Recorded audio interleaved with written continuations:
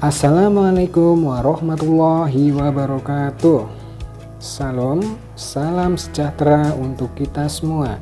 Selamat datang di channel saya dan selamat datang juga untuk siswa-siswi baru SMP Negeri 2 Mendo Barat. Pada kesempatan kali ini, izinkan saya memperkenalkan diri saya. Adapun nama saya Muhammad Lihu, dinas di SMP Negeri 2 Mendo Barat, mengampu mata pelajaran PPKN. Jadi untuk kelas 7 nanti selama kurang lebih 2 semester untuk mata pelajaran PPKN nanti Bapak yang mengampu. Di masa pandemi COVID-19 ini, khusus mata pelajaran PPKN, Bapak menggunakan media YouTube untuk media pembelajaran. Jadi, silahkan diikuti ada materi apa saja yang akan diajarkan selama masa PJJ ini. Selamat bergabung dan selamat mengikuti.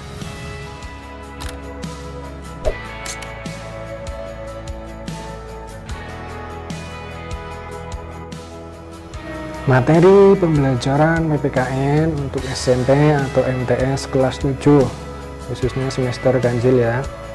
Yang pertama kita lihat KI KD-nya untuk PPKN SMP atau MTS kelas 7 menurut Permendikbud nomor 37 tahun 2018. Untuk semester 1 nanti ada 3. Yang pertama yaitu perumusan dan penetapan Pancasila sebagai dasar negara. Nanti materi yang akan kita pelajari yaitu mengenai proses perumusan dan penetapan Pancasila sebagai dasar negara. Terus yang kedua norma dan keadilan. Nanti yang akan kita pelajari mengenai macam-macam norma dan contoh-contoh norma. Terus yang ketiga mengenai perumusan dan pengesahan Undang-Undang Dasar Negara Republik Indonesia tahun 1945. Nanti yang akan kita pelajari mengenai proses perumusannya. Nah itu terkait KI dan KD untuk semester ganjil kelas 7. Nanti untuk 3 KD selanjutnya kita pelajari di semester kedua. Terus untuk sistem penilaian kelas 7 nanti ada 3. Yang pertama penilaian sikap dan spiritual. Untuk sikap dan spiritual nanti Bapak ambilkan dari tingkah laku kalian sehari-hari selama mengikuti mata pelajaran. Terus yang kedua nilai pengetahuan. Nilai pengetahuan nanti Bapak ambilkan dari nilai ulangan, nilai tengah semester sama nilai semesteran. Terus yang terakhir nilai keterampilan itu dari nilai tugas, nilai penyampaian pendapat. Nanti itu akan Bapak nilai atau Bapak masukkan ke dalam nilai keterampilan. Terus selanjutnya bahan ajar atau buku yang digunakan untuk PPKN SMP kelas 7 menurut kurikulum 2013 itu ada nanti dari buku PSE yang dari sekolah itu. Nanti link downloadnya untuk PSE juga ada buku elektronik. Jadi selama kalian belum mendapatkan buku dari sekolah, kalian bisa download di link di deskripsi video ini. Terus yang kedua PPKN dari Intan Pariwara. Terus yang ketiga kalian boleh mencari informasi dari sumber Google. Ada pertanyaan terkait KD, penilaian dan bahan ajar? Kalau nggak ada, kita langsung masuk ke KD pertama. Menganalisis proses perumusan dan penetapan Pancasila sebagai dasar negara. Untuk indikatornya, mendeskripsikan proses Pancasila sebagai dasar negara dalam sidang WPU PKI.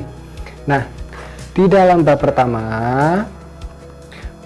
perumusan dan penetapan Pancasila sebagai dasar negara, itu tujuan pembelajarannya nanti yang pertama mensyukuri proses perumusan dan penetapan Pancasila sebagai dasar negara. Terus yang kedua, Bapak harapkan kalian mampu menghargai perumusan dan penetapan Pancasila sebagai dasar negara.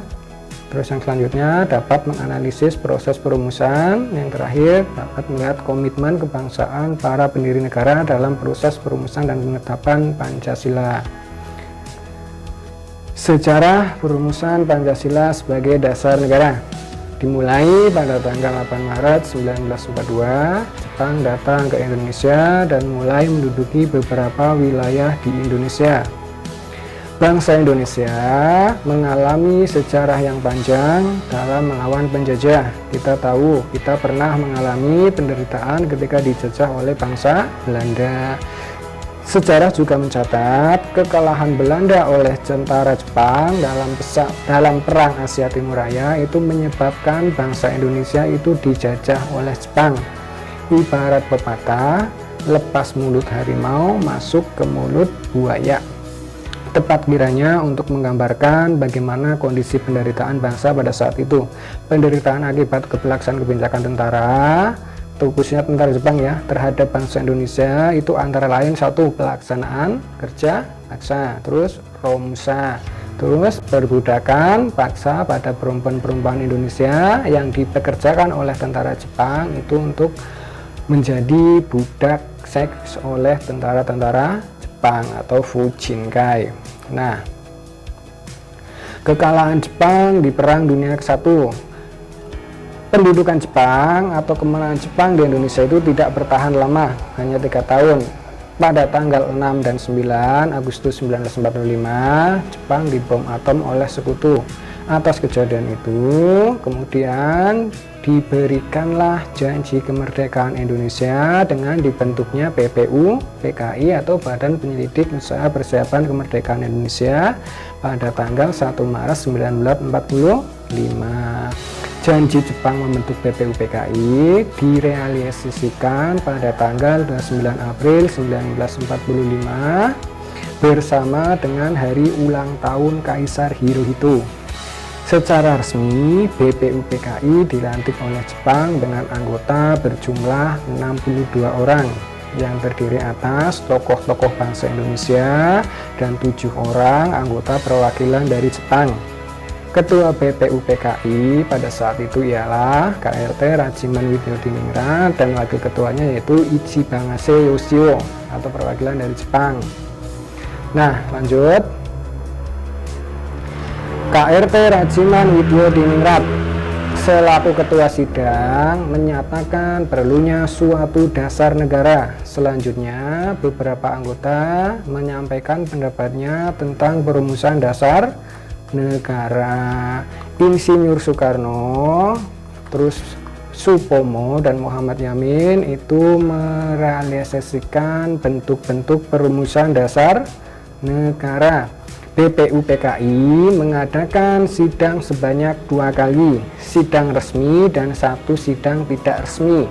Sidang resmi dilaksanakan pertama kali tanggal 29 Mei sampai 1 Juni 1945, membahas tentang dasar negara. Sedangkan sidang kedua membahas rancangan Undang-Undang Dasar. Ketua BPU PKI pada waktu itu yaitu Dr. Rajiman menyatakan untuk membentuk suatu bangsa diperlukan suatu dasar negara. Beberapa tokoh akhirnya mengusulkan rumusan dasar negara. Usulan mengenai dasar negara dalam sidang BPU pertama PKI secara berurutan yaitu yang pertama, sidang BPU PKI pertama dilaksanakan pada tanggal 29 Mei sampai dengan 1 Juni. Sidang ini membahas tentang dasar negara. Nah, urutan perumusan tokoh dasar negara yang pertama yaitu dimulai dari rumusan dasar negara dari Muhammad Yamin. Menurut Muhammad Yamin terdiri dari 5 unsur dasar yang akan merdeka, berdaulat, adil, dan makmur, yaitu sebagai berikut. Yang pertama, peri kebangsaan, peri kemanusiaan, peri ketuhanan, peri kerakyatan, dan terakhir kesejahteraan. Terus yang kedua dari rumusan dasar negara menurut Mr. Supomo. Mr. Supomo yaitu mengusulkan 5 dasar, yaitu yang pertama persatuan, kekeluargaan, keseimbangan lahir dan batin, keadilan rakyat. Terus yang terakhir dan musyawarah. Terus yang terakhir rumusan dari Soekarno. Insinyur Soekarno pada tanggal 1 Juni menyampaikan pidato tentang dasar negara Indonesia yang berbentuk filosofis Grand Slam, yaitu fundamen, filsafat, pikiran, dan hasrat yang sedalam-dalamnya untuk diatasnya didirikan Indonesia yang kekal dan abadi.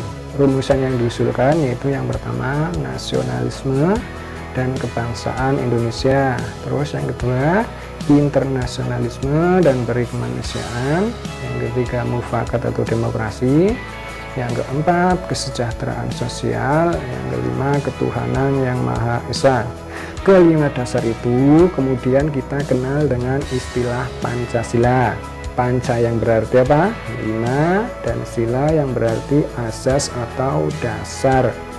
Dan di atas kelima dasar itulah mendirikan Indonesia yang kekal dan abadi. Pada akhir masa persidangan pertama, Ketua BPUPKI membentuk panitia kecil atau yang kita sebut dengan panitia 9 yang bertugas untuk mengumpulkan usulan-usulan tadi yang akan dibahas pada sidang selanjutnya. Ada pertanyaan sampai sini? Kalau ada kita lanjut. Nah, ini pada sidang BPUPKI pertama dibentuklah panitia 9 yang menghasilkan rancangan Piagam Jakarta. Nah, inilah anggota panitia 9, ada Insinyur Soekarno, Muhammad Hatta, Maramis, Abdul Kahar Muzakkar, Abi Gusno, Agus Salim, Ahmad Subarjo, Muhammad Yahin, dan Wahid Hasim. Nah, Piagam Jakarta inilah bentuk Piagam Jakarta yang merupakan cikal bakal dari Undang-Undang Dasar. Nah, dalam rumusan Pancasila itu ada di alinea keempat Piagam Jakarta. Nah, yang pertama, ketuhanan dengan mewajibkan menjalankan syariat Islam.